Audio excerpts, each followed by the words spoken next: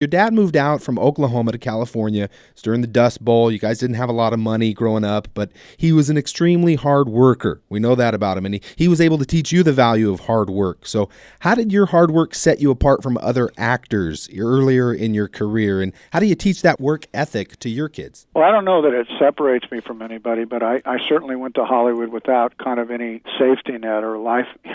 I didn't know what I was doing. I mean, I remember the first interview I went to in Hollywood where you're supposed to be kind of cool.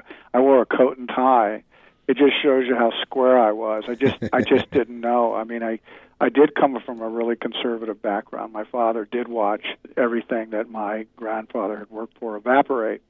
And it was like Tom Joad. It was the grapes around. And he worked. He worked really hard. And I remember he told me, he said, look, you just don't dig fast enough. You don't sweep fast enough. He said, if you really want to keep that job, he says, you have to understand there's 20 other people that want it. And he said, when there's 100 that want it, he said, you'll work faster. And that message kind of got old as a kid. But he just built that into me that you just have to outwork people. Right. And I don't know. I guess we get a lot of things from our parents. Sometimes we get privilege. Sometimes we get money. Sometimes we get no attention. And sometimes we get all the attention in the world, love. And that's really what I got. I got a lot of love and a big dose of discipline. Right in the middle of the 60s, when I was thinking things are changing. I think those are core right there, love and discipline.